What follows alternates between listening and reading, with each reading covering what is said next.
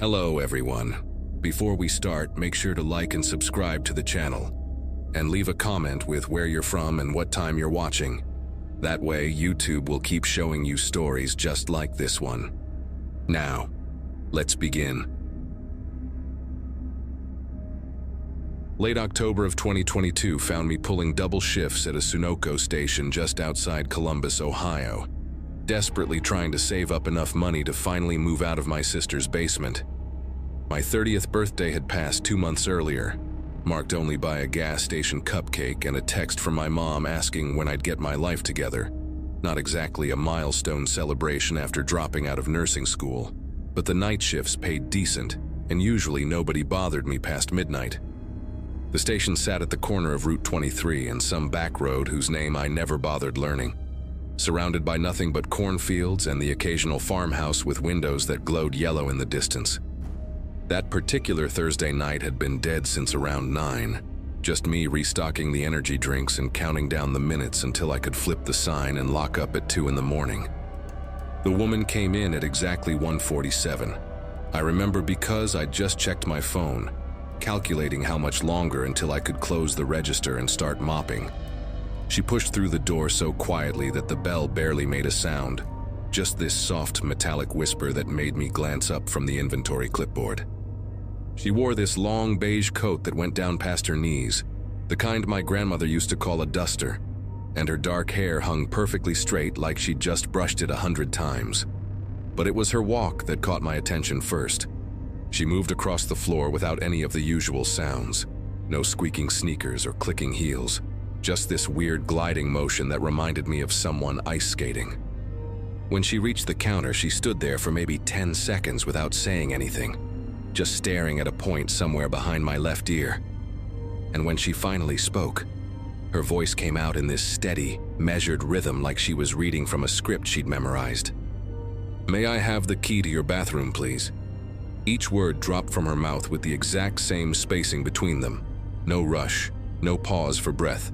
Just this mechanical delivery that made the fluorescent lights above us seem suddenly too bright.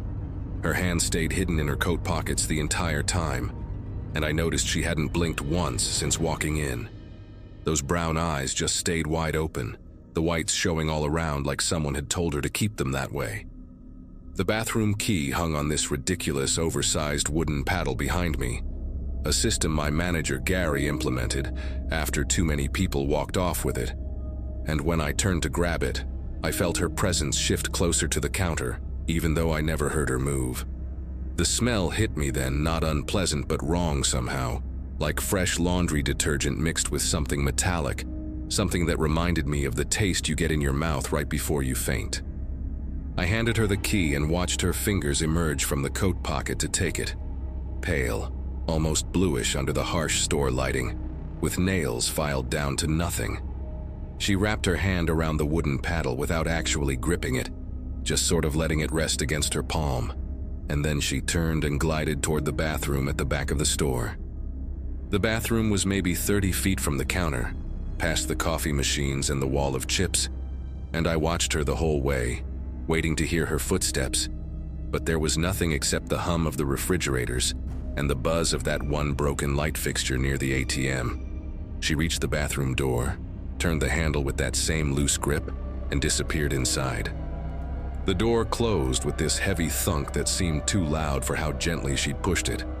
And then everything went quiet again, just me standing there behind the register, wondering why my chest felt so tight. 5 minutes passed, then 10, and I started getting anxious about closing time. The register still needed counting, the floors needed mopping, and I had this whole checklist Gary would review on the security cameras if I didn't complete it. But the woman hadn't come out yet, and the bathroom key was supposed to be returned to the counter. That was the whole point of the giant wooden paddle, to make sure people brought it back. At the 15-minute mark, I walked over to the bathroom door and knocked, first softly, then harder when I got no response. "Ma'am, everything okay in there? We're closing in about 20 minutes. Nothing. Not even the sound of running water or the toilet flushing. Just this complete silence that made me press my ear against the door. The wood felt cold, way colder than it should have been, like someone had left a freezer open on the other side. That's when I heard it. Slam. The bathroom door hitting something hard, like someone had shoved it open with tremendous force. But I was standing right there, my hand still on the door handle, and it hadn't moved at all. The slam came from inside, from behind the door I was touching, which made no sense because there was nothing back there but a toilet, a sink, and 3 walls. I jumped back and waited, expecting the woman to come out, maybe embarrassed about dropping something or falling, but the door stayed shut. Another minute crawled by before I tried the handle. Locked, of course, because that's how our bathroom worked. You needed the key to get in or out. My master key was in the office, and as I walked back there to get it, I kept glancing over my shoulder at that door, waiting for another slam that never came. The office was this cramped space behind the counter, barely big enough for a desk and the security monitor setup. My hands fumbled with the key ring while my eyes stayed glued to the bathroom door through the office window, still closed, still silent. When I finally found the master key and headed back, I noticed something that made me stop mid-step.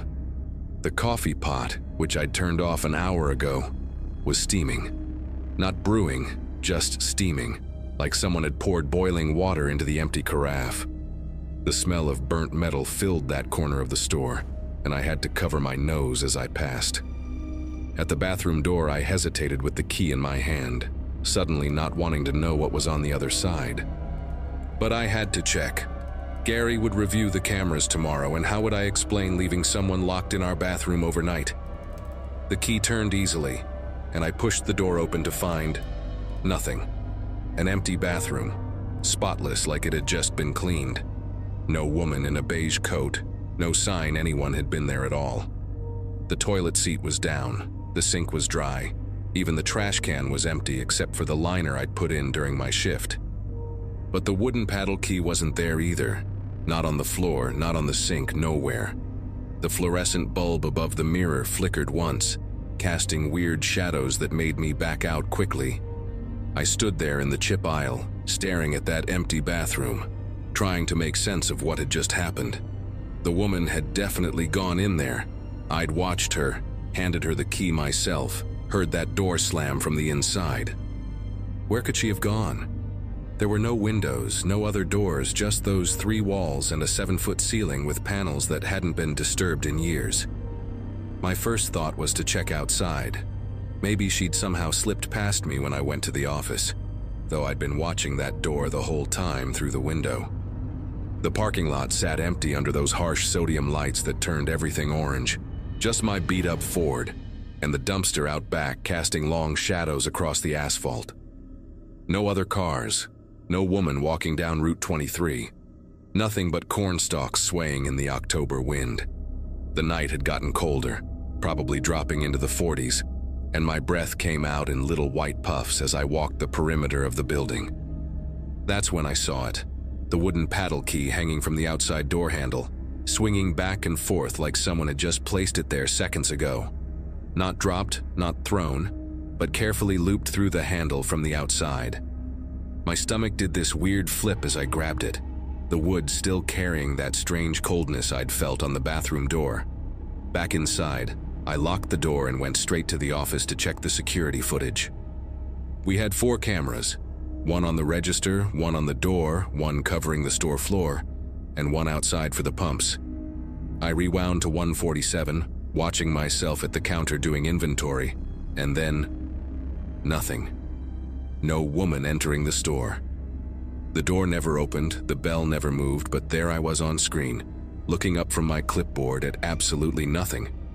Then the worst part, I watched myself turn around, grab the wooden paddle from the hook, and hold it out to empty air. My hand on the screen opened and closed like I was receiving something back, and then the paddle disappeared from view as I apparently handed it to nobody. On the camera, I was having a complete conversation with thin air, nodding and watching something move across the store that didn't exist in the footage. The bathroom door opened and closed by itself on the store floor camera, and then there I was, 15 minutes later, knocking on the door and talking to no one. I sat in that office chair for 20 minutes, replaying the footage over and over. trying to find any sign of the woman in the beige coat. Each replay made my skin prickle worse than before, especially the part where I held out my hand and the paddle key just vanished into nothing. The timestamp never changed. The footage never glitched. Everything looked perfectly normal except for the fact that I was interacting with someone who wasn't there.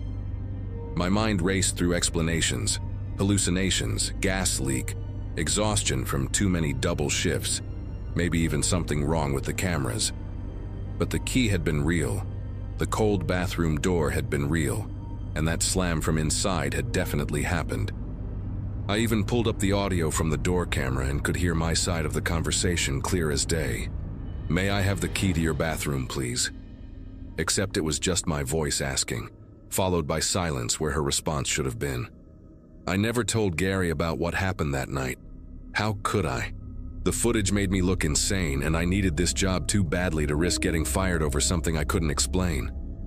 I finished my shift, mopped the floors, counted the register, and left everything exactly as it should be. But I couldn't stop thinking about that woman. The way she moved without sound, that perfectly measured voice, those unblinking eyes that had seemed so real when I was looking right at her. For weeks afterward, I'd tense up whenever someone came in late at night, especially women in long coats. The bathroom key still hangs on its wooden paddle behind the counter, and sometimes when I'm working alone, I catch myself staring at it, remembering that October night. I've never had anything like that happen again, and honestly, I hope I never do. Some things don't need explaining, and they just need to be survived and then left alone, filed away in that part of your brain where you keep the stuff that doesn't make sense but definitely happened.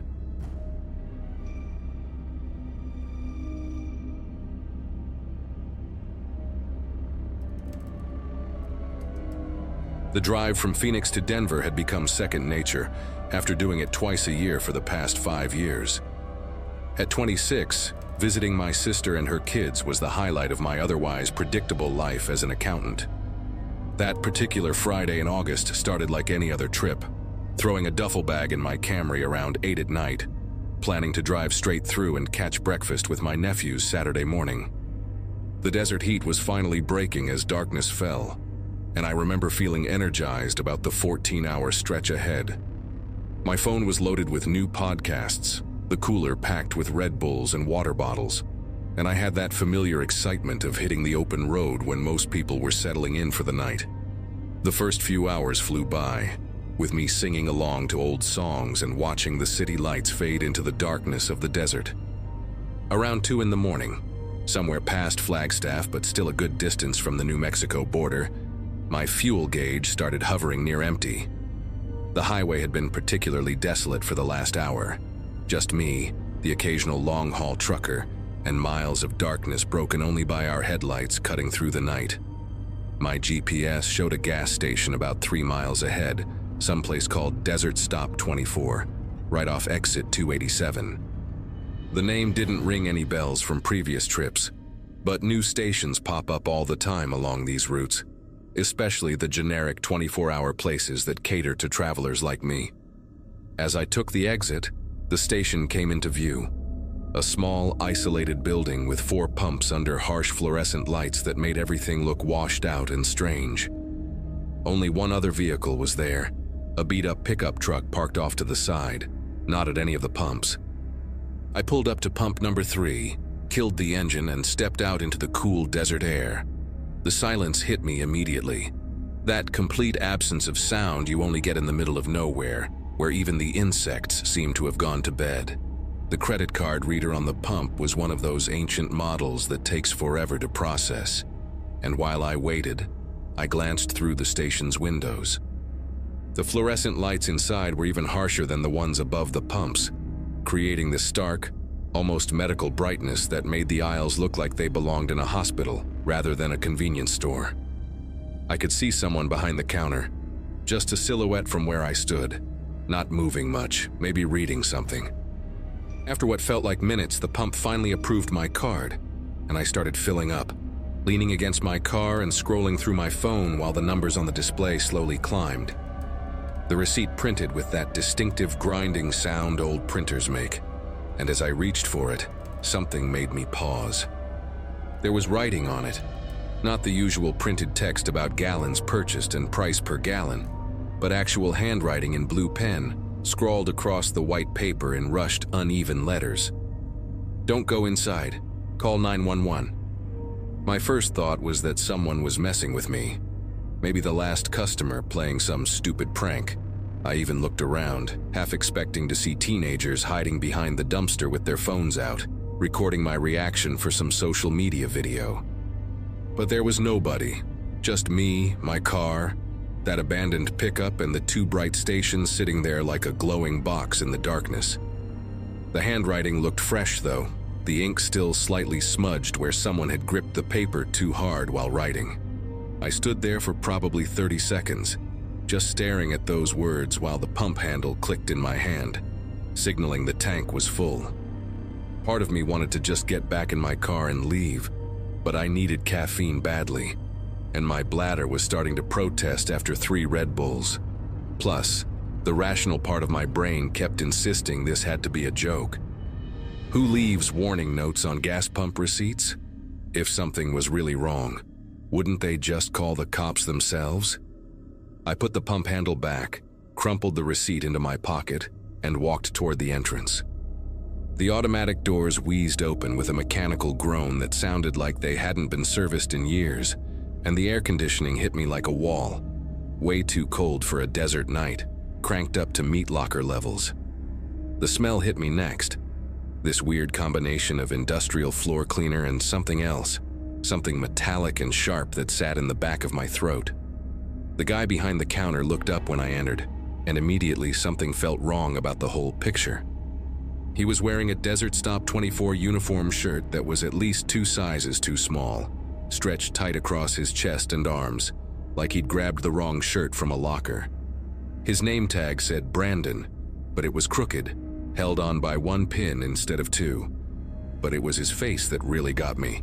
He had this expression like someone had just told him his dog died, but he had to keep smiling for a photo. His eyes kept flicking to something behind me, then to the back of the store where a door marked "Employees Only" stood slightly ajar, then back to me, never quite making actual eye contact. When he spoke, his voice came out all wrong, too high and strained, like he was being squeezed around the middle. "Help you?" Not "can I help you" or "how's it going?" Just "help you?" Like he'd forgotten how customer service greetings were supposed to work. "Just need to use the bathroom," I said, trying to keep my voice casual even though every instinct was starting to scream at me to leave. Brandon's face twitched, this little spasm around his left eye, and he pointed toward the back without saying anything.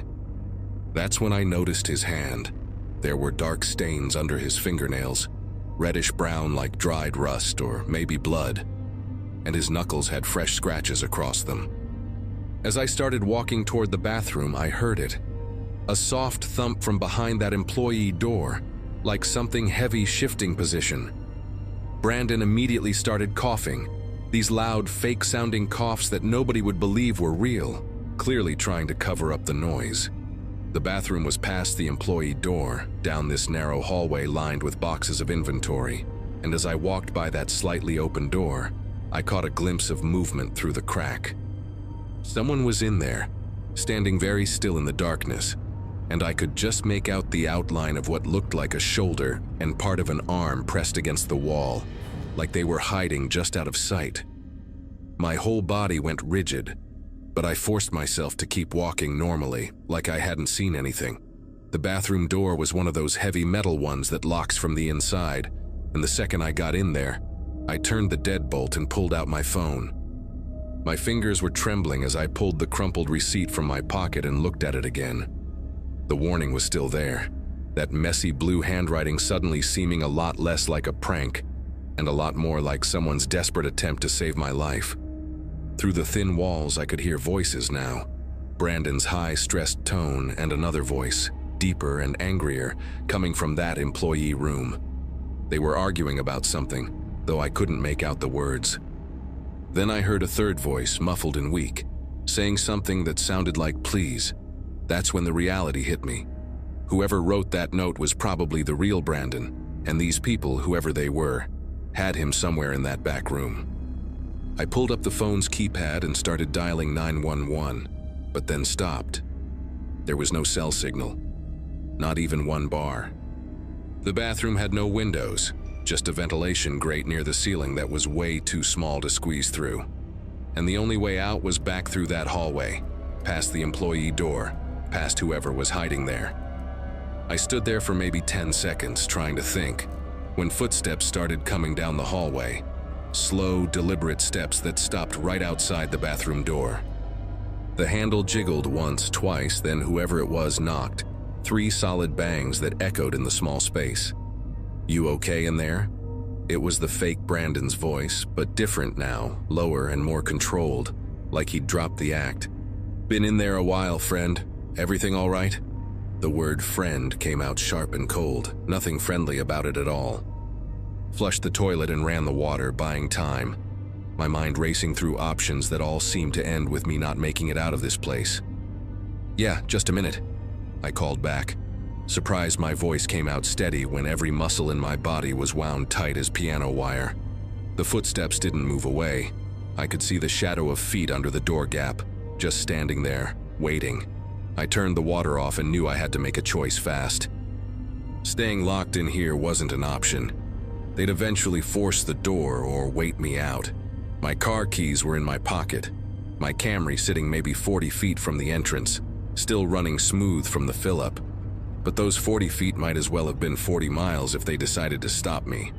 Then I remembered the pickup truck parked off to the side. If these guys had driven here, it was probably theirs, which meant at least 2 of them, maybe more. The shadow under the door shifted, and I heard him lean against the door, testing its strength with a subtle push that made the metal creak. Time was running out, and that note in my pocket felt like it was burning through the fabric. Someone's last attempt to prevent exactly what was about to happen to me. I made my decision. Taking a deep breath, I unlocked the door and pulled it open fast, like ripping off a Band-Aid. The fake Brandon stumbled back a step, clearly not expecting me to come out so suddenly. "Sorry, man," I said, forcing a laugh that sounded hollow even to me. "Those gas station burritos from earlier really did a number on me." He stared at me for a second, his eyes flat and calculating, then stepped aside to let me pass. Walking down that hallway felt like walking through quicksand, every step deliberate and measured, trying not to run when every cell in my body was screaming to sprint. As I passed the employee door, it had been pulled completely shut, but I could hear movement inside, shuffling feet, and what sounded like someone being dragged across the floor. The fake Brandon was right behind me, following close enough that I could hear his breathing, this ragged sound like he was fighting to keep himself under control. When we reached the main store area, I saw the second man, tall and thin with a shaved head, wearing jeans and a black jacket despite the August heat, standing by the entrance like he'd been waiting there the whole time. "Bathroom's all yours," I said to nobody in particular, trying to project casual indifference while my legs carried me toward the door. The tall man moved slightly, not quite blocking my path but positioning himself so I'd have to brush past him to leave. Up close, I could see a tattoo creeping up his neck, some kind of snake or dragon design that disappeared into his collar, and his eyes were bloodshot like he hadn't slept in days. "Forgot something," he said, his voice gravelly and low. "You didn't pay for gas." My heart nearly stopped, but I managed to pull the receipt from my pocket, the one with the warning, and held it up, careful to keep the written side facing me. "Already paid at the pump," I said. He looked at the receipt, then at me, then at fake Brandon, who had moved behind the counter again. For 5 seconds, that felt like 5 hours. Nobody moved. Then the tall man stepped aside, just barely enough for me to squeeze past. "Drive safe," he said, and there was something in those 2 words that made them sound like a threat rather than well wishes. The moment I pushed through those automatic doors, I speed-walked to my car, every instinct telling me not to run because running would confirm I knew something was wrong. My fingers fumbled with the keys as I heard the doors wheeze open behind me again, and when I glanced back, both men were standing just inside the entrance, watching me through the glass. The Camry started on the first try, and I reversed out of there faster than was safe, my tires squealing against the concrete. As I pulled onto the access road, I looked in the rearview mirror and saw them still standing there, two dark silhouettes against the harsh fluorescent backdrop. My phone suddenly buzzed with signal as I merged onto the highway, and I immediately pulled over about a mile down, my whole body shaking now that the adrenaline was starting to wear off. The 911 operator answered on the second ring, and I told her everything. The note, the fake employee, the voices in the back room, the second man by the door. She kept me on the line while units were dispatched, and I sat there on the shoulder of the highway, watching my mirrors for any sign of that pickup truck following me. 20 minutes later, I was giving my statement to a state trooper while 3 patrol cars and an ambulance surrounded that gas station like a scene from a movie. They found the real Brandon, a 19-year-old kid who'd been working the night shift, tied up with zip ties and duct tape in the storage room, beaten pretty badly but alive. The 2 men were brothers named Jason and Kyle Brennan, both with outstanding warrants for armed robbery in Nevada, apparently hitting isolated gas stations along remote highways. The kid had managed to write that warning on a stack of receipt paper when they first came in and threatened him with a gun, hoping someone would see it before walking into their trap. The trooper told me I was lucky. Most people would have ignored the note or thought it was a joke, and the brothers had gotten increasingly desperate and violent with each robbery. They'd been in there for 3 hours before I showed up, waiting for the perfect victim, someone traveling alone in the middle of the night with out-of-state plates. The younger kid from the ambulance, Brandon, asked to talk to me before they took him to the hospital, his face swollen and one eye completely shut, and he just said, "Thanks for calling," in this raspy voice that broke a little at the end.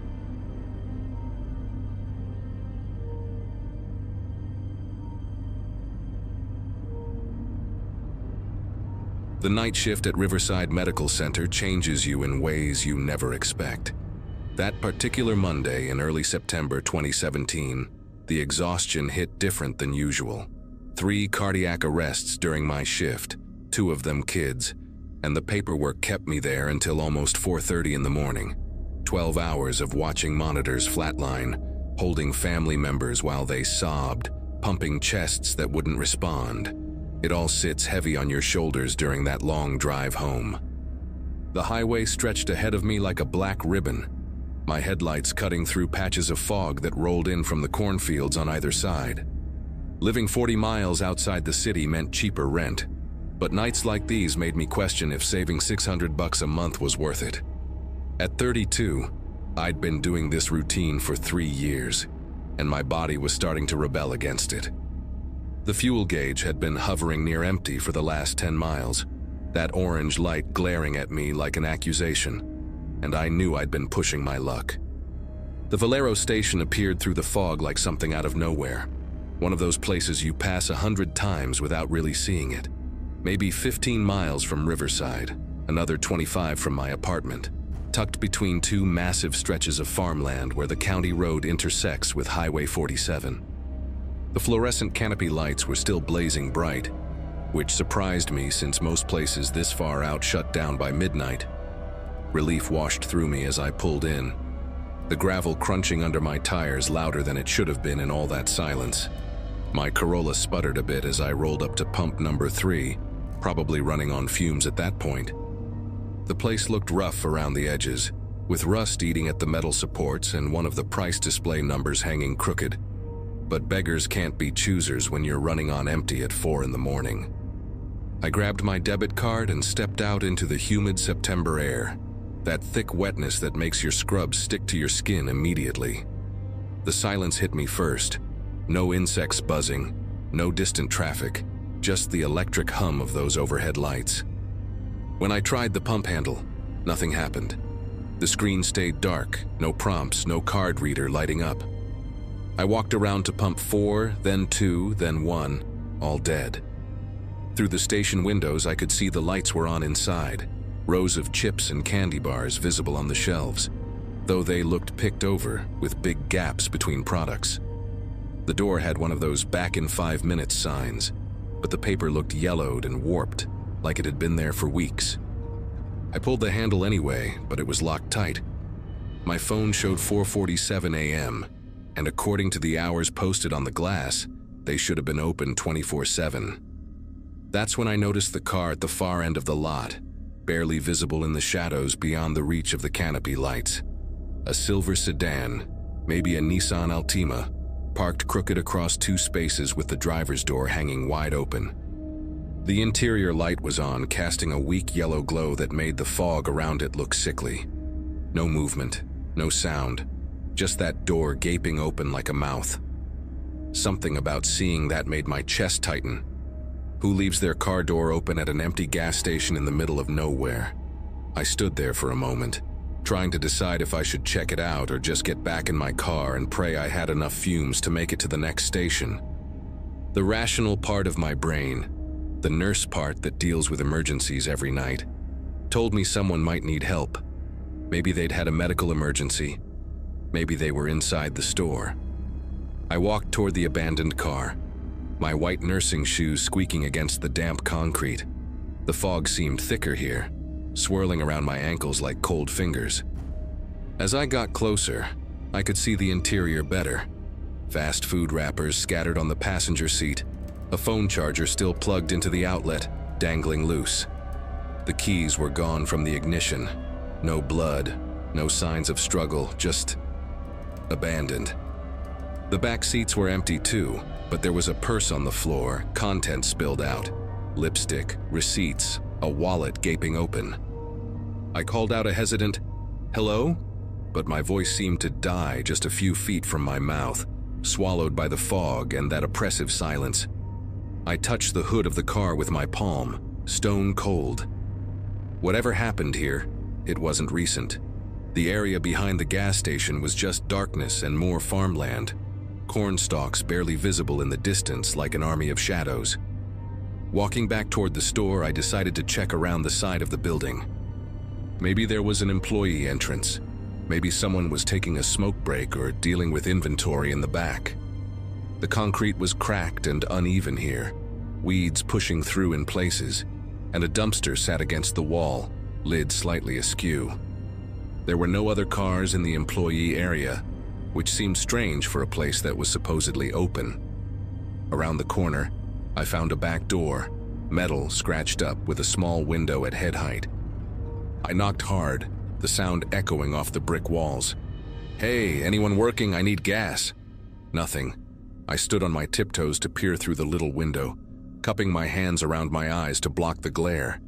I could see into what looked like a storage room, boxes stacked on metal shelves, a mop bucket in the corner, and beyond that a doorway leading to the main store area. The lights were definitely on in there, bright fluorescent, and I could make out the edge of the counter, the lottery ticket display, the cigarette rack behind it. That's when I saw it, a faint bluish glow from behind the counter, different from the harsh overhead lights. It was flickering slightly, like a television or computer monitor. If someone was working, they might be back there doing inventory or watching security cameras. I moved along the back wall, looking for another window that might give me a better angle. There was one, smaller and dirtier, but positioned so I could see more of the area behind the counter if I pressed myself against the brick and craned my neck. The muscles in my calves burned from standing on my toes and my breath fogged up the glass. I had to wipe it with my sleeve twice before I could see clearly. There were multiple monitors back there, security camera feeds all showing different angles of the gas station. The quality was grainy, black and white, but I could make out the pumps, the parking lot, the store interior. On one of the screens, I could see the abandoned car with its door still open. On another, the inside of the store, those half-empty shelves I'd noticed earlier. Then my eyes found the monitor showing the back of the building, right where I was standing. The timestamp at the bottom read 4:52 a.m. current time, and there I was, a small figure in scrubs pressed against the window. But something was wrong with the image. At first, I thought it was just the poor quality of the camera, maybe a delay or ghosting effect. But no, there was definitely another figure in the frame, standing maybe 10 feet behind where I was. Just standing there, completely still, watching me look through the window. My whole body went rigid, every muscle tensing at once. I couldn't move, couldn't even breathe properly. Just stared at that monitor showing someone or something behind me in real time. The figure wasn't moving at all, just standing there in the shadows at the edge of the camera's range. I forced myself to turn my head slowly, so slowly to look behind me. Nothing, just the empty lot stretching out into fog and darkness, the cornfields beyond barely visible. My heart was hammering so hard I could hear it in my ears, that rushing sound like when you hold a seashell up to your head. I whipped back to the monitor, and the figure was gone from the screen too. Just me, alone, trembling against that filthy window. But then I noticed something else on the monitors, the one showing the store interior near the candy aisle. There was someone in there. A woman standing perfectly still between the shelves, facing away from the camera. Long, dark hair hanging straight down her back, wearing what looked like a light-colored dress or maybe a hospital gown. She wasn't moving, wasn't shopping, just standing there like a mannequin. I shifted to get a better look at the screen, squinting through the dirty glass, and that's when the woman's head started to turn. Slowly, mechanically, like something on a timer. She turned until she was facing the camera directly, and even through the grainy footage, even through the dirty window, I could see she was looking right at where the camera would be mounted, looking at the monitor, looking at me watching her. I stumbled backward from the window, my heel catching on a crack in the concrete. The woman on the monitor hadn't moved again, just stood there facing the camera with her arms hanging loose at her sides. I couldn't make out her features clearly through the poor video quality, but something about her posture, the way she held herself, made my skin prickle with recognition. Like when you see someone from behind in a crowd and think you know them, that split second of familiarity before your brain catches up. I needed to get out of there, forget the gas, just drive until the car died and then figure it out from there. But as I started backing away toward my car, I heard it. The electronic chime of a door opening. That specific two-note sound every convenience store door makes. My eyes darted to the front of the building. The door that had been locked tight 5 minutes ago was now standing wide open, the fluorescent light from inside spilling out onto the concrete. Every instinct screamed at me to run to my car, but I couldn't move. The door just hung there, open, inviting, with no one visible inside from my angle. The "back in 5 minutes" sign was gone. Just gone, like it had never been there. I could hear the faint sound of music drifting out, some generic instrumental version of a song I couldn't place, tinny and distorted. My legs finally responded and I started moving toward my car, keeping my eyes on that open door, but I had to pass by the front of the store to get to my Corolla. As I got closer, I could see inside better. The overhead lights buzzing, the coffee machine's LED display blinking 12 hours like it had just been reset, and there, behind the counter, was the woman from the monitor. She was facing the register, her back to me, that same long dark hair, that same light-colored clothing. Her hands were on the counter, fingers spread wide, and she wasn't moving at all. Not breathing, not shifting her weight, nothing. Like someone had paused her mid-action. I was maybe 15 feet from my car when she spoke. Not loud, but clear enough to carry through the open door and across the humid air. "Pump 3 is ready now, honey." Her voice was wrong, too flat, too measured, like someone reading phonetically from a card.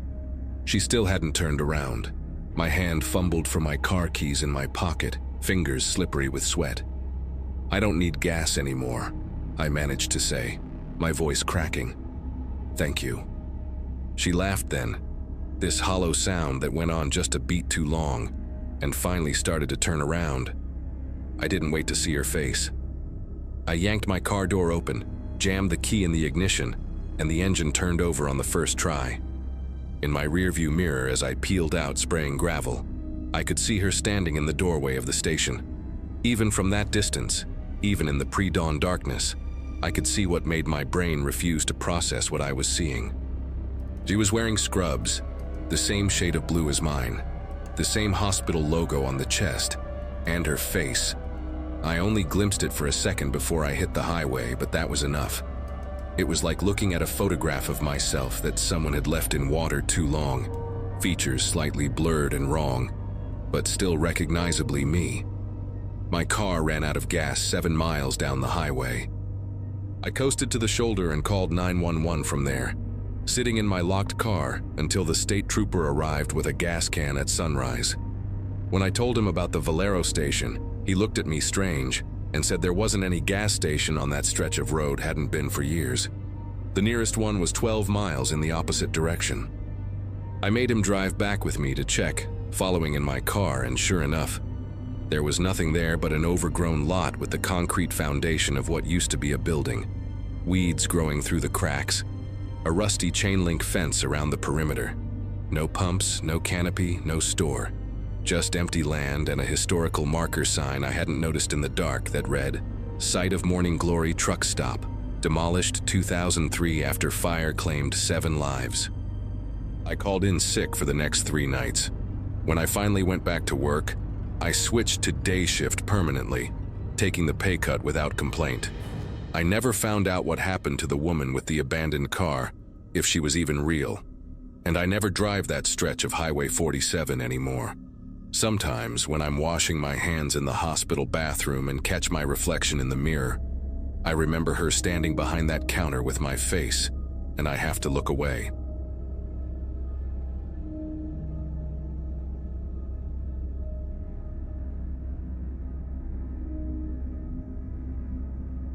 "22, and finishing my senior year at college. That Friday night in early May should have been just another boring drive home. My roommate had bailed on me last minute for the weekend trip to visit my cousin's new baby, leaving me to make the 3-hour drive back alone. The interstate stretched empty ahead of me, nothing but darkness and the occasional 18-wheeler passing by. My old Nissan Altima had been making weird noises all week, kind of a grinding sound whenever I turned left, but I figured it would hold up for one more trip before I could get it checked out on Monday. Around 11:30, the fuel gauge dipped below a quarter tank, and I pulled off at one of those lonely gas stations that seem to exist solely for desperate travelers like me. The place had that eerie fluorescent glow that makes everything look washed out and strange, with moths batting themselves senseless against the overhead lights. The credit card reader on the pump was broken, naturally, so I had to walk inside to pay. Behind the counter sat this older woman with thick glasses and a crossword puzzle book, barely glancing up as I handed her 2 20s for pump 3. While she counted out my change, movement outside caught my attention through the grimy window. A man in a dark hoodie walked past my car, his face completely hidden in shadow, moving with this odd, deliberate slowness, like he was studying something. He disappeared behind the row of pumps on the far side, and I waited to see him emerge near another vehicle or head toward the store, but he just vanished into that blind spot between the lights. The cashier handed me my change and mumbled something about being safe out there, her eyes never quite meeting mine, which seemed weird, but whatever. Maybe she was just tired from the late shift. Back at my car, I did that automatic scan you do in empty parking lots at night, checking the back seat through the window before getting in. Nothing there except my duffel bag and some empty water bottles rolling around on the floor. The pump clicked off at $38 and change, and I replaced the nozzle, still thinking about that hooded guy who'd walked past. Where the hell did he go? There were no other cars at the station besides mine and what looked like the cashier's beat-up Chevy parked around the side.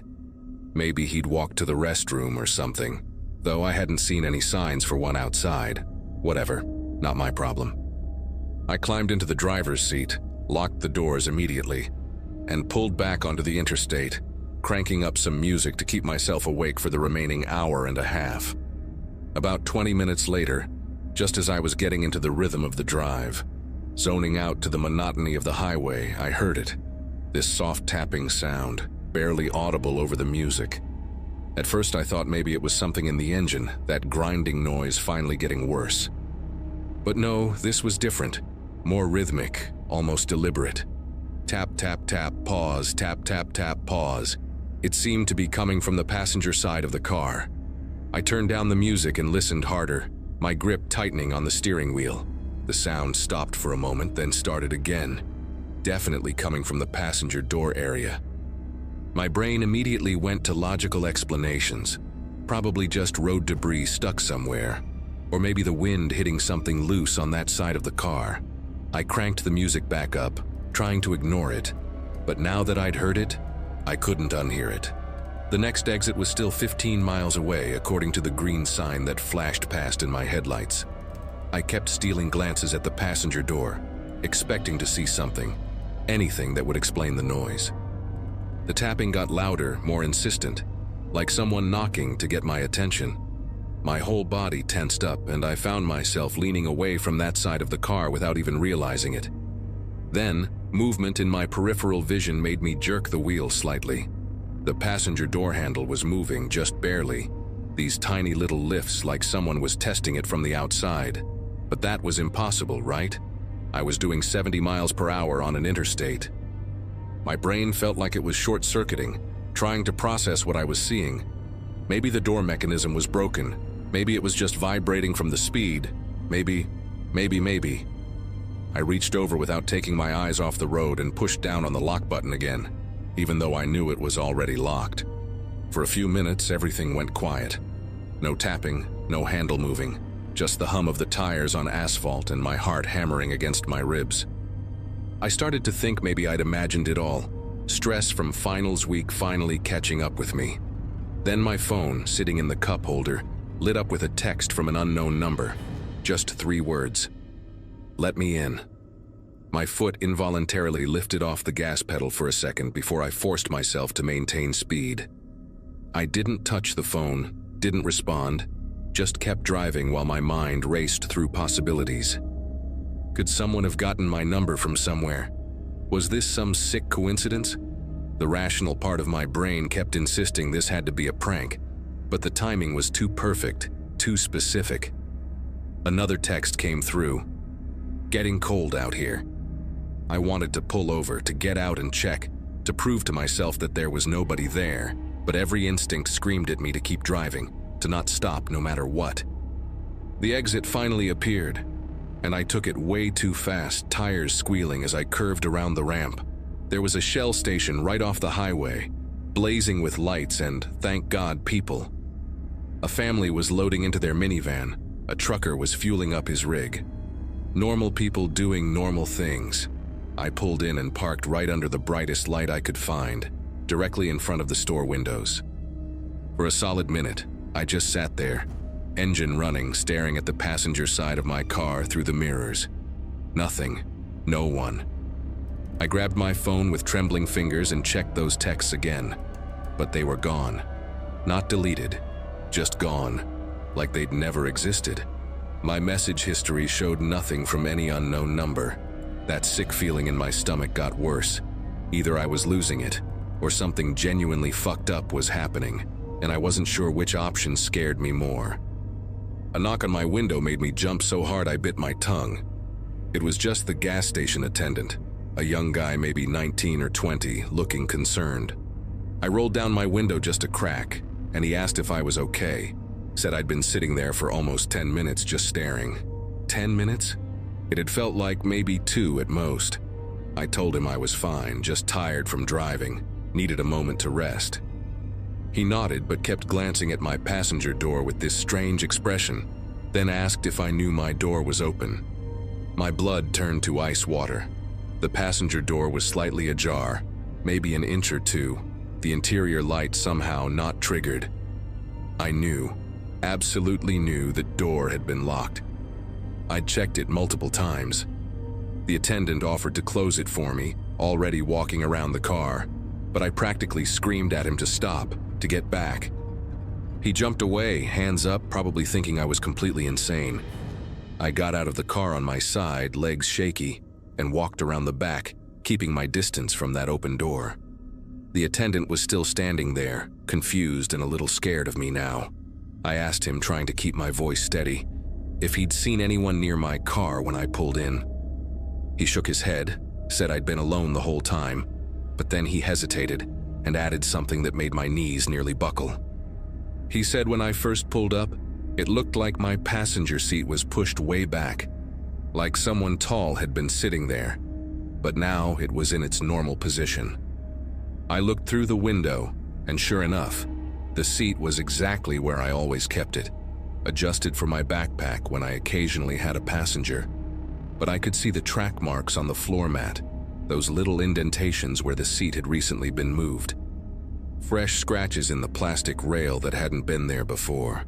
My purse, which I always kept on the passenger floor, was now on the seat. Contents spilled out like someone had been digging through it. The attendant suggested calling the police, but what would I even tell them? That someone might have been riding on the outside of my car? That I got mysterious disappearing texts? They'd think I was high or having some kind of breakdown. Instead, I asked him to watch while I checked the car. I used my phone's flashlight to look under the seats, in the back, even popped the trunk. Everything seemed normal except for one detail that made me want to abandon the car right there. On the passenger door handle, the outside one, there were smudges in the dust and pollen that had accumulated during my weekend trip. But these weren't normal fingerprints.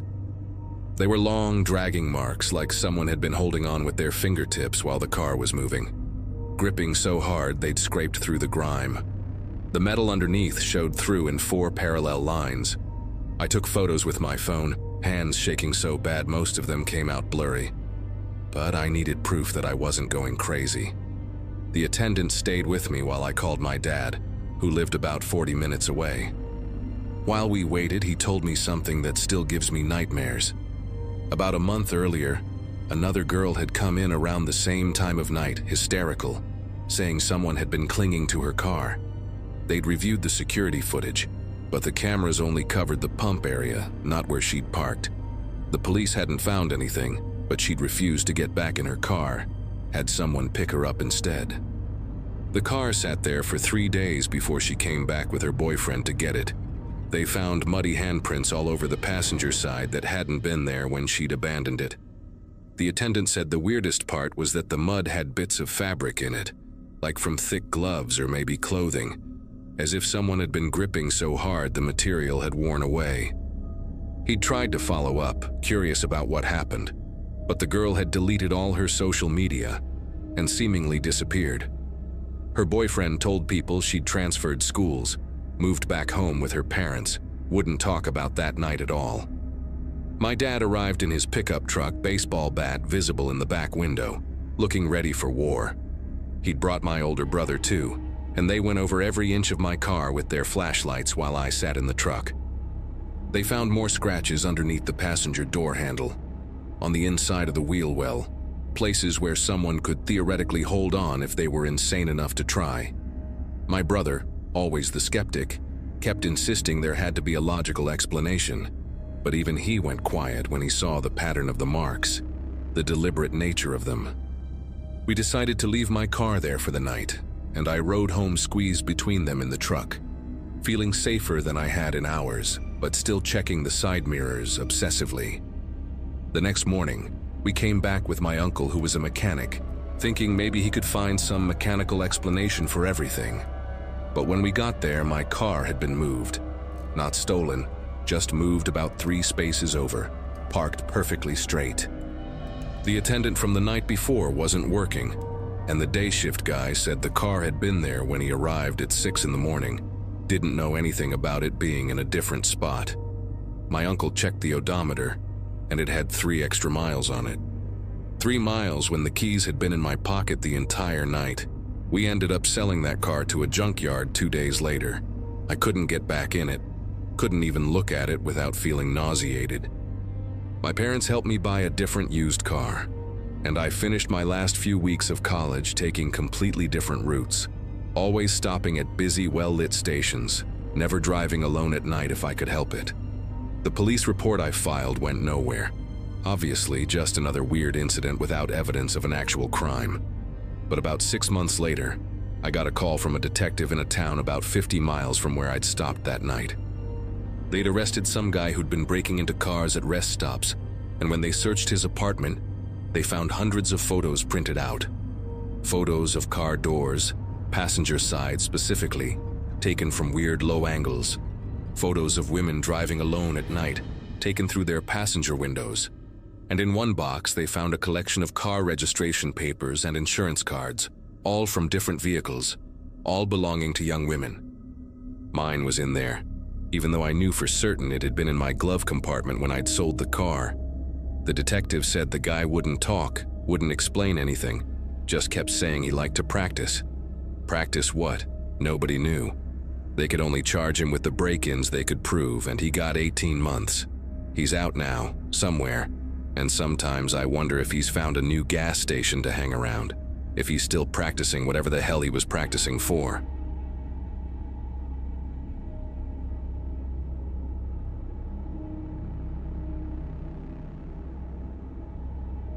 Last summer, right after my 21st birthday, I picked up night shifts at this rundown gas station about 40 miles outside of Tucson.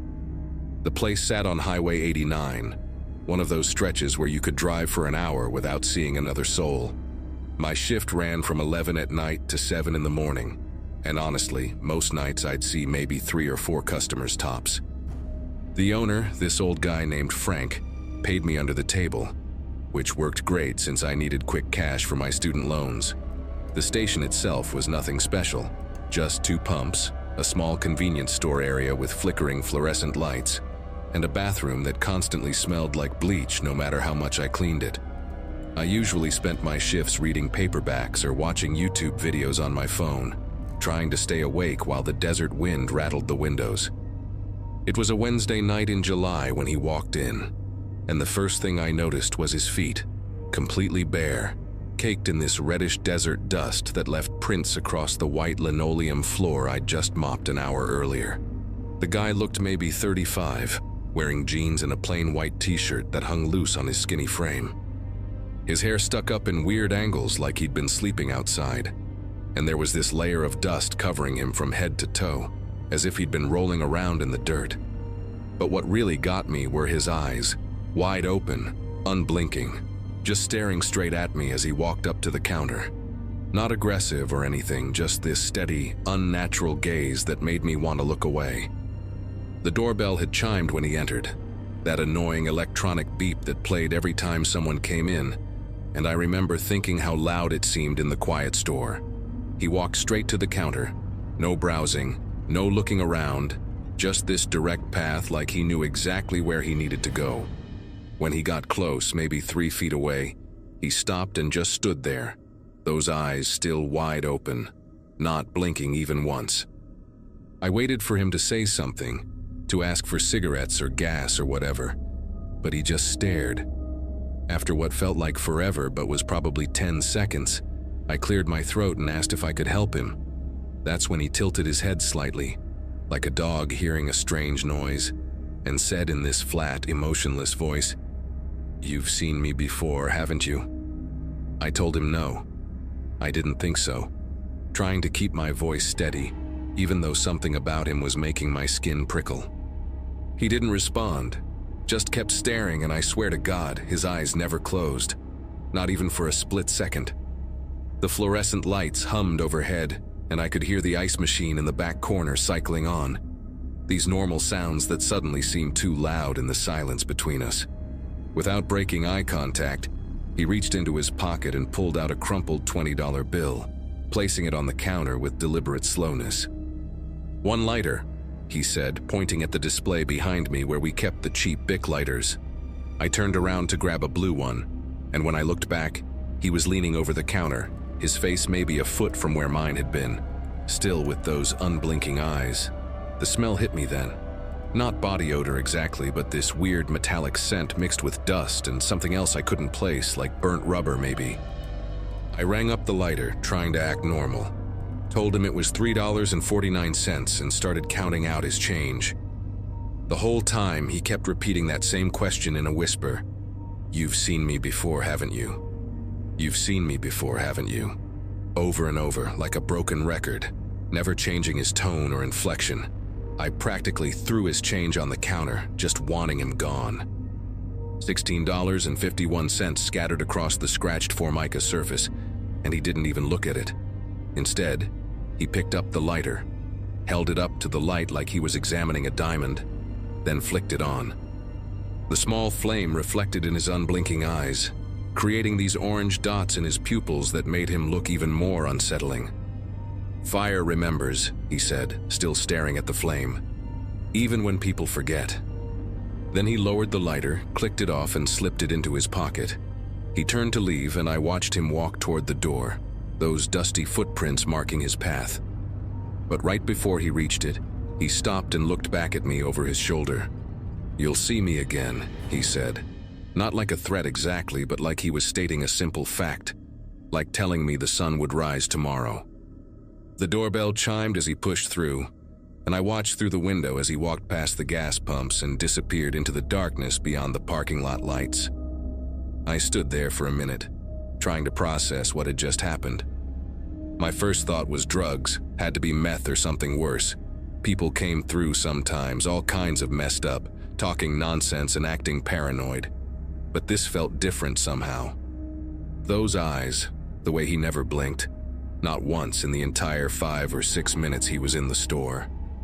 I grabbed the mop to clean up his dusty footprints, and that's when I glanced at the security monitor mounted on the wall behind the register. We had 3 cameras, one on the pumps, one on the store entrance, and one on the counter area. The counter camera feed showed me mopping, normal as could be. But there, in the exact spot where the barefoot man had been standing, I could still see him on the screen. Not a frozen image or a glitch. He was moving slightly, that same subtle sway he'd had while standing there, the timestamp at the bottom continuing to advance in real time. I dropped the mop handle, and it clattered against the floor, the sound echoing through the empty store. My heart was pounding as I leaned closer to the monitor, thinking maybe it was just a smudge on the screen, or my eyes playing tricks after staring at those fluorescent lights too long. But no, there he was, clear as day, standing at my counter, even though I could see with my own eyes that the space was empty. On the screen, his mouth was moving, and though there was no audio on our cheap security system, I could tell he was still repeating that question. His lips formed the same words over and over. "You've seen me before, haven't you?" I reached out and tapped the monitor, then hit the side of it like people used to do with old TVs. But nothing changed. The image stayed there, him standing at my counter, head tilted at that weird angle. Those eyes still wide open and unblinking even in the grainy black and white footage. I grabbed my phone and called Frank, even though I knew he'd be pissed about being woken up at 2 in the morning. It rang 4 times before he answered, voice thick with sleep and irritation. I tried to explain what was happening, but I could tell he thought I was either high or messing with him. "Just restart the system," he grumbled. "The button's under the counter, red switch next to the safe." I found it and flipped it off, counted to 10 like he said, then turned it back on. The monitors went black, then flickered back to life one by one. The pump camera showed the empty lot, the entrance camera showed the door, and the counter camera showed him. Still there, still swaying, still mouthing those words. But now something else was wrong. In the footage, I could see myself behind the counter, but I was just standing completely still, not moving at all, even though I was actually pacing back and forth, waving my arms to test it. The next 3 hours were the longest of my life. I tried everything I could think of, unplugging the monitor completely, covering the camera with tape, even pulling up the security footage on the ancient computer in the back office. Every screen showed the same thing. Him standing there, me frozen behind the counter like a mannequin. The really messed up part was that customers came in during that time. A trucker getting coffee around 3:30, a woman buying cigarettes just after 4. And on the monitor, they appeared normal, moving around, interacting with the real me who wasn't showing up properly on camera. But he stayed there in the footage, and they walked right through him like he was a ghost, never acknowledging his presence. When I served them in real life, I kept glancing at the monitor, and each time I did, his head would turn slightly on the screen to follow my movement. Those unblinking eyes tracking me even though he wasn't really there. Around 5 in the morning, something changed.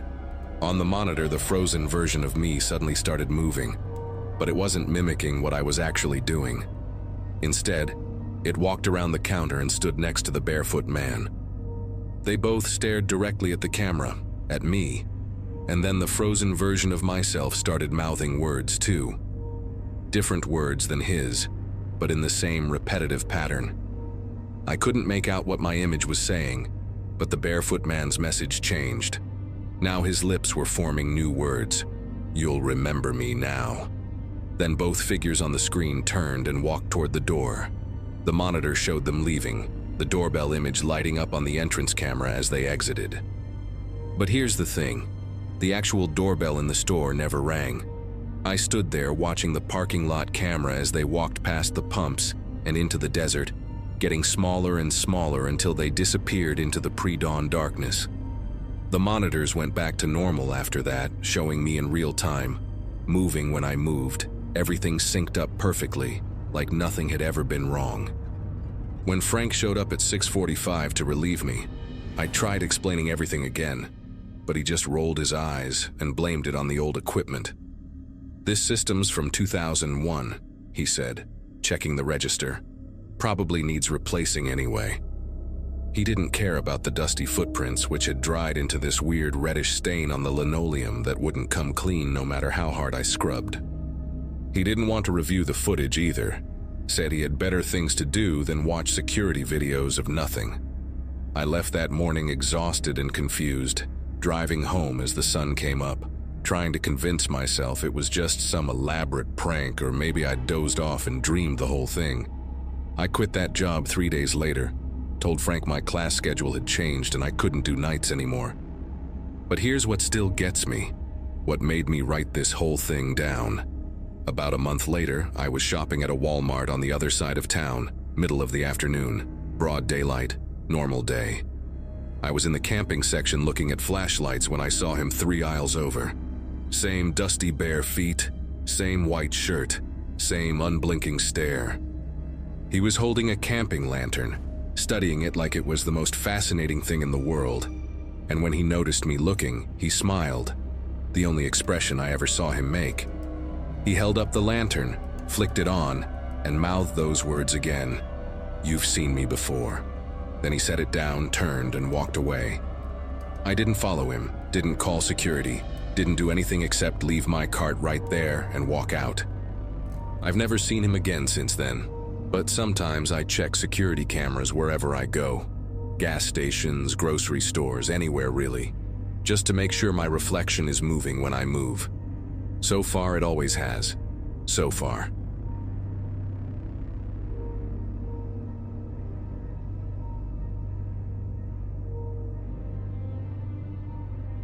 The night everything went wrong, I just finished a 16-hour shift at the auto repair shop on Highway 12, about 40 miles outside of Bakersfield.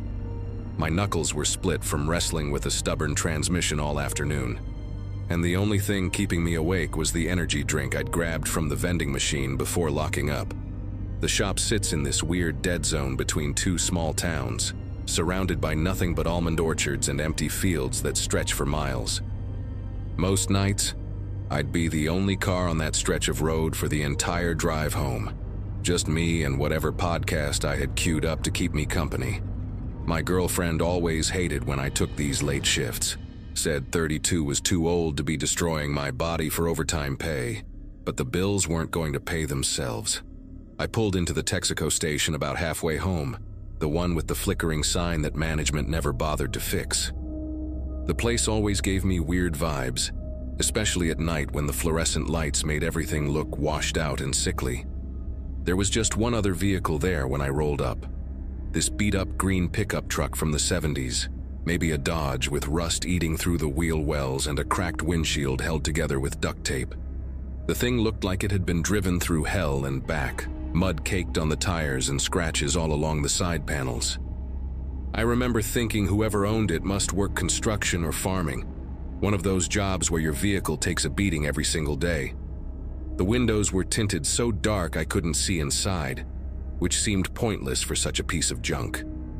I went inside to pay for gas and grab a coffee, nodding at the kid behind the counter who couldn't have been older than 19. The store smelled like old hot dogs and that weird cleaning solution they use in gas station bathrooms. While the coffee machine sputtered out something that barely qualified as coffee, I noticed through the window that someone had gotten into the green truck. The driver's door was open, dome light on, but whoever it was stayed hidden behind that dark tinting. I could only make out a pair of work boots planted on the pavement, big ones, maybe size 13 or 14, with red clay caked in the treads. The boots didn't move the entire time I stood there waiting for my coffee to finish brewing. Just stayed perfectly still, like whoever was sitting there was watching something, or someone. When I walked back out to pump my gas, the truck's door was closed again. The engine was running now, rough and uneven, like it needed a tune-up bad. I could hear it knocking from 20 feet away, that distinctive sound of an engine running on maybe 5 out of 6 cylinders. Being a mechanic, those sounds always bugged me, like hearing nails on a chalkboard.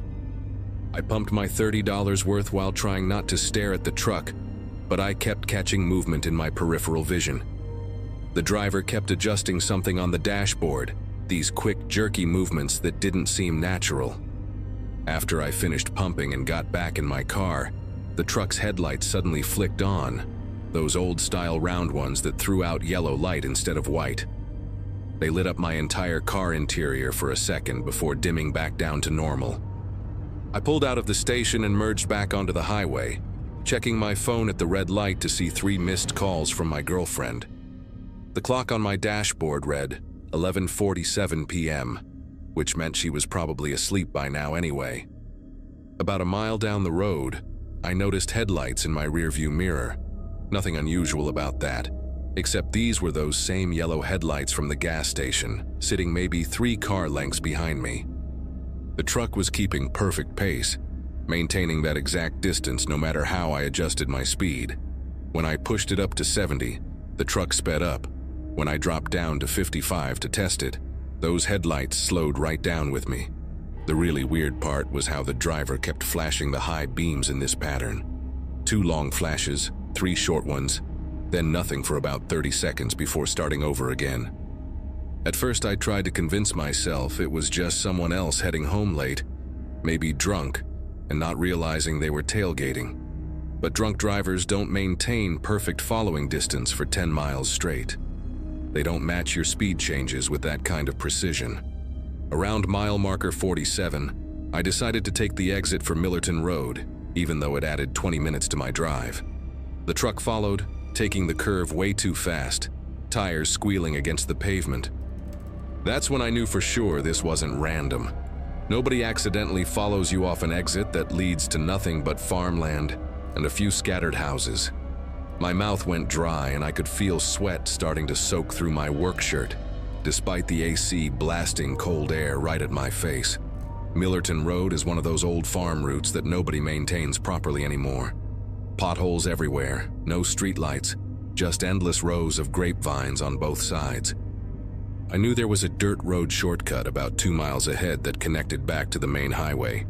Used it plenty of times when I wanted to avoid traffic during harvest season. The truck stayed right behind me, close enough now that those yellow headlights filled my entire rear window.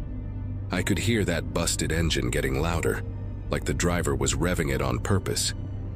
Every few seconds, the high beams would flash again, and I started noticing something else in the pattern. The horn would give these tiny chirps between the light flashes, so quiet I almost thought I was imagining it, like whoever was driving was trying to communicate something or just trying to mess with my head. I took the dirt road turn going almost 40, felt my back end slide out before the tires caught traction on the gravel. Dust kicked up everywhere, a thick cloud that should have blocked anyone's vision for at least 10 seconds. This was my chance to get some distance, maybe lose this psycho in the dust and darkness. I killed my headlights and pushed the accelerator down, using just the moonlight to navigate the narrow path between the irrigation ditches. My car bottomed out hard on a deep rut, heard the exhaust scrape against rocks, but I didn't care. Behind me, nothing but darkness and settling dust. No yellow headlights, no engine noise, just the sound of gravel under my tires and my own breathing. I kept driving for another minute before I couldn't take it anymore. Had to know if I'd actually lost him. I pulled over near an old water tower that hadn't been used since the drought started, turned off the engine completely. The silence hit me like a physical thing, just crickets and the ticking of my engine cooling down. I sat there for maybe 5 minutes watching my mirrors, listening for any sound of that broken engine. Nothing came. My phone showed no signal out here, which didn't surprise me, but it meant calling for help wasn't an option. I started to laugh, this nervous, shaky sound that didn't even sound like me. Here I was, a grown man hiding in the dark from some random creep in a pickup truck. My girlfriend was right. I needed to find a different job, something with normal hours where weird shit like this didn't happen. Finally worked up the nerve to start the car again. Figured I'd drive straight to the police station instead of going home. That's when I saw them in my rear window reflection. 2 yellow circles floating in the darkness maybe 10 feet behind my car. The truck was there, engine completely off, just sitting in the middle of the dirt road like it had materialized out of thin air. No dust cloud, no sound of approach, nothing. The headlights weren't even on.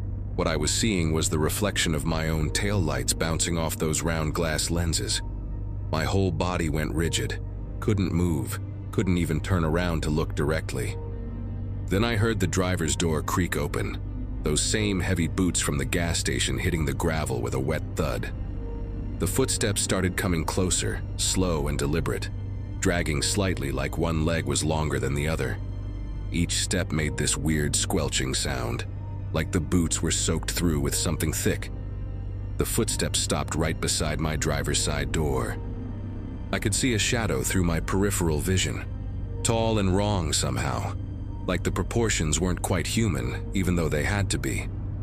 There was this smell too, seeping through my closed windows, motor oil mixed with something organic and rotten, like roadkill that had been baking in the sun for days. Then came the tapping on my window, not knocking, but light taps with what sounded like metal, maybe a ring or a tool. The tapping had a rhythm to it, the same pattern as those high beam flashes from earlier. I finally forced myself to turn my head, and what I saw didn't make sense. The person standing there wore mechanics coveralls just like mine, same blue color, same company logo on the chest, but the face was all wrong. Features blurred like I was looking at them through frosted glass, except for the eyes which were too bright, reflecting light that wasn't there. The worst part was the smile, too wide and showing too many teeth, all of them filed down to points like some kind of animal. My survival instinct finally kicked in and I cranked the ignition, slammed the car into drive and floored it. The tires spun on the gravel before catching, and I shot forward into the darkness. In my mirror, I saw the figure just standing there in the road, not moving, not trying to get back to the truck. I drove like a maniac for the next 10 minutes. Took 3 wrong turns on purpose, doubled back twice, anything to make sure nothing was following me. When I finally made it home at almost 2 a.m., I sat in my driveway for another hour with all the doors locked, watching the street. I called in sick for the next 3 days, couldn't bring myself to drive that route again. Never saw that green truck again. Never figured out what that person wanted or why they were wearing coveralls from my shop. But sometimes, late at night when I'm closing up, I still hear that pattern in random sounds. 2 long, 3 short, and it makes every muscle in my body tense up.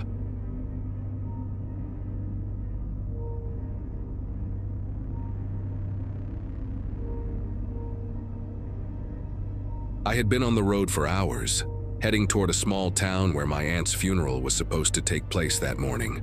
The highway felt endless, a narrow ribbon of cracked asphalt swallowed by the dark. My car's dashboard clock glowed faintly, showing just past 4, and the horizon was still ink black with only a thin suggestion of dawn. I had not seen another car in what felt like ages, just a long stream of power lines vanishing into nothing. The kind of silence that makes you aware of your own heartbeat. My gas light had been on for a while, and I kept telling myself there had to be a station soon. When the car sputtered and coasted to a stop, it was as if the air itself got heavier. I sat there for a second, staring at the steering wheel, listening to the tick of the cooling engine. Outside, everything looked washed out, the kind of dim light that makes it impossible to tell whether it's night ending or morning beginning. I stepped out and leaned against the door, breathing in the smell of dust and cold metal. The road stretched both ways, straight as a ruler, with not a single sign of life. Then I saw it, a small flicker of light far ahead, a faint buzzing glow like an old neon sign fighting to stay alive. The station looked like something abandoned decades ago. The single gas pump stood crooked, paint peeling, the kind of green you only see on things that have been forgotten for years. The sign above the door said, "Open," but one letter blinked slower than the rest, giving it this strange, uneven pulse. The glass door was streaked with dust, and behind it I could make out shelves filled with faded snack boxes, a cooler with a layer of frost around the edges, and a rotary phone sitting on a counter. Everything about the place felt wrong for this time, like stepping into a photograph that someone had forgotten to update. I pushed the door open, and the little bell above it let out a weak jingle that seemed to echo forever. The air smelled stale, like old coffee and cardboard. The man behind the counter didn't move at first. He was hunched over a ledger, his thinning gray hair sticking up at odd angles, wearing a shirt that looked 2 sizes too big. When he finally lifted his head, his eyes were dull and tired, but there was a sharpness under them, like he was suddenly awake. His voice came out slow and rasped. "You came back?" For a second I thought maybe he had mistaken me for someone else. I told him no, I had never been there before, that I just ran out of gas and needed to make a call. He just stared, like he was trying to decide if I was lying or confused. I stepped closer, pointing at the rotary phone on the counter. "Can I use that?" I asked, trying to sound calm, but my voice came out thinner than I meant. He didn't answer right away, just slid the phone toward me with 2 fingers, his gaze never leaving my face. The silence in that room pressed against me harder than the night outside. The phone worked, somehow. I heard the faint hum of a dial tone, but when I called the roadside assistance number on my card, it rang endlessly without anyone picking up. I tried again. Same thing. The man leaned on the counter, watching. Then he asked, "Did you ever find your brother?" His words hit me like a slap. I blinked at him, my mouth dry. "I don't have a brother," I said, and he tilted his head slightly, like I'd told a joke he didn't get. He reached under the counter and pulled out a crumpled slip of paper, an old gas receipt yellowed at the edges. He flattened it with his hand, sliding it across the counter toward me. "You signed this," he said. I glanced down, ready to correct him, until I saw my own name printed at the bottom, in that neat thermal ink font every station uses. The date was exactly 1 year before that day. I stared at it for what felt like forever, my thoughts tangling up in disbelief. "This isn't possible," I whispered. He just shrugged. "You said the same thing last time," he murmured, almost to himself, and looked past me toward the window, as if expecting someone to walk through the door. The sign outside flickered again, casting his face in flashes, calm, then shadowed, then bright, like an old movie reel skipping frames. I felt the air change, colder, heavier. I asked where he got that receipt, but he didn't answer. He reached for something under the counter, slow and deliberate. The sound of a drawer sliding open echoed in the stillness. I took a step back, the floor creaking under my boots. When he looked up again, he was holding an old Polaroid photo. He placed it beside the receipt. "This was you," he said quietly. The picture showed a woman standing next to the same gas pump outside, the one leaning at that strange angle. Her car was the same make and color as mine, same dent near the rear bumper. But what made my breath catch was her face. She looked exactly like me, down to the small scar near my eyebrow I had since childhood. I stepped closer to the photo, almost convinced it was some sort of trick. But the paper was old, yellowed, and curling at the corners. The man's hands trembled slightly as he pulled them away from the counter. "You always say that," he muttered. "Every year, right before dawn." I told him I was leaving, that there had to be another station nearby. He didn't try to stop me, but as I turned toward the door, he said, "You will not remember this by the time the sun is up." His tone was flat, resigned, like someone repeating a line they had said 1,000 times. Outside, the horizon was turning gray, light spreading low across the asphalt. My car sat there just as I left it, but when I tried the ignition again, the engine came alive like it had never been empty. The gas gauge showed full. I didn't question it. I just drove. The station disappeared in my rearview mirror quicker than it should have. One blink and it was gone, like the desert had swallowed it whole. When I finally reached town, the streets were still empty, and the church lights flickered on as I parked. I sat there for a long time, staring at my reflection in the windshield. My hair smelled faintly like gasoline. When I looked down, the passenger seat had a single slip of paper on it. A receipt, same date as the one from the station. No signature this time. I still have that paper. Every year, around the same time, I find it in a different place. My mailbox, my glove compartment, once inside my jacket pocket. I tried burning it once, but the ink never faded, just turned darker. The funeral feels like a distant blur now, but that morning on the highway remains sharp. I have not driven that route again. Sometimes when I wake before sunrise, I hear that buzzing neon sound in my head, and for a moment I smell dust, gasoline, and the faint echo of a voice asking, "You came back?"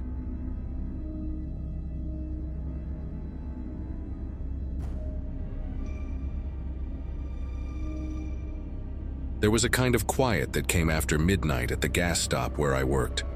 Not peaceful quiet, the sort that hummed beneath the fluorescent lights and made every sound feel too sharp. The hum of the coolers, the soft click of the pump meters, even the static from the radio behind the counter. All of it built this rhythm that only night shift workers really know. I had been at that station for about a year, pulling the graveyard shift because it paid a little more, and no one else wanted it. Most nights the lot stayed empty except for a few long-haul truckers who stopped for coffee or to use the restroom.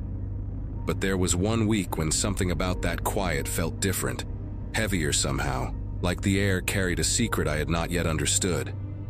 The first time I noticed the van, it was parked near the far corner of the lot, where the light from the last lamp barely reached. A white cargo van, plain as can be. No windows on the sides, just a streak of grime down the door and one of those metal ladders bolted to the back. The engine was running, but the headlights were off. I remember thinking it was odd, but people pulled off the interstate to nap or make calls all the time, so I did not give it much thought. Around 3 in the morning, I went out to restock the windshield fluid by the pumps, and the van was still there, idling softly. When I came back an hour later, it was gone. The next night, same thing.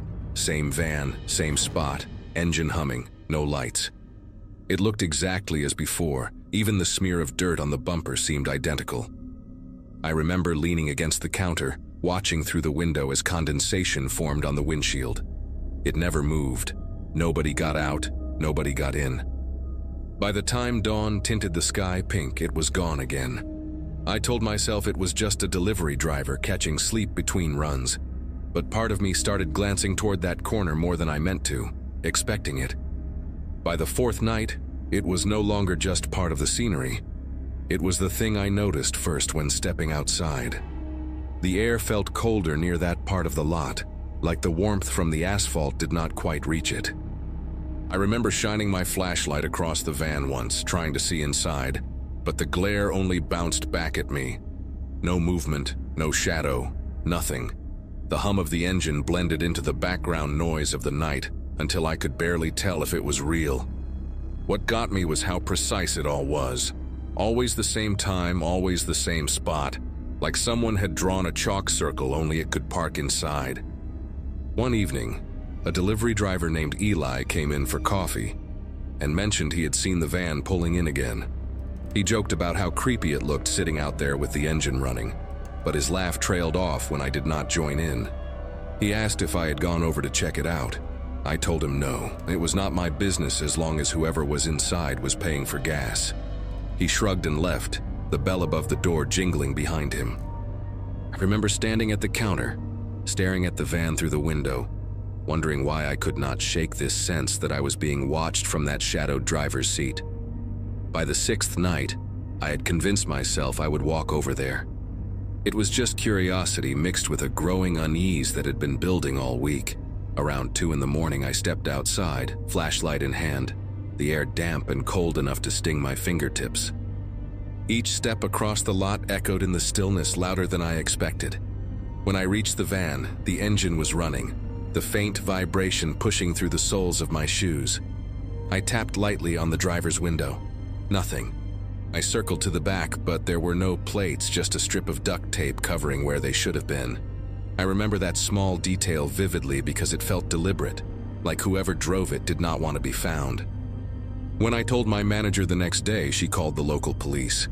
They said they would send someone to check it out, but no one came that night, and I ended up doing my shift as usual. The van returned again, same hour, same corner. This time I stayed inside, keeping one eye on it through the glass door. The hum of the motor blended into everything else, until after a while, I could not hear it anymore. Just silence. I waited, expecting someone to get out, but nothing moved. When the first hint of sunrise hit the lot, the van was gone again. The following night, the officers finally arrived. 2 patrol cars rolled in around 2:30, red and blue lights bouncing off the windows. I watched from the counter as they approached the van, flashlights cutting through the dark. They stood there for a long time before one of them motioned to the other. A few minutes later, the older officer walked inside and asked if I had called. I nodded and he told me I might want to stay behind the counter. His tone was calm but strange, that kind of practiced calm that only makes you more nervous. The officers opened the driver's door, and one of them stepped back fast, covering his mouth. I caught a glimpse when the flashlight shifted. The man inside was slumped over the wheel, skin gray, eyes half open like he had been staring at nothing for a very long time. The engine was still running, which made no sense because it must have been going for days. The smell hit next, faint but enough to make my throat tighten. They taped off the area, called in more units, and I watched from the window as they opened the back of the van. One of the officers whistled low, like he had just seen something worse than the body itself. Later, one of them came inside to take my statement. He told me there were stolen electronics hidden in a false floor in the van. Hundreds of phones, cameras, tablets, things still sealed in boxes. The driver's wallet had no ID, no license, nothing that could tell them who he was. They guessed he had been part of a theft ring, maybe transporting stolen goods along the interstate. They said the cause of death looked natural, but there was no telling how long he had been sitting there before anyone noticed. He had probably died days before I even saw him the first time. That thought has never left me. I had walked past that van every single night, sometimes close enough to touch the door, completely unaware that someone was dead inside. Every time I stepped out to sweep the lot or refill the washer fluid, I must have been within a few feet of him. The idea sits heavy even now, that something so awful could exist quietly in plain sight, while I went about my routine pretending the world made sense. For a long time after that week, I kept expecting to see headlights pull into that same corner again, engine humming softly in the dark. I do not work there anymore, but when I pass by that exit on the interstate, I still glance toward the gas stop without meaning to. The light pole where the van used to sit flickers sometimes, or maybe it always did, and I just never noticed before.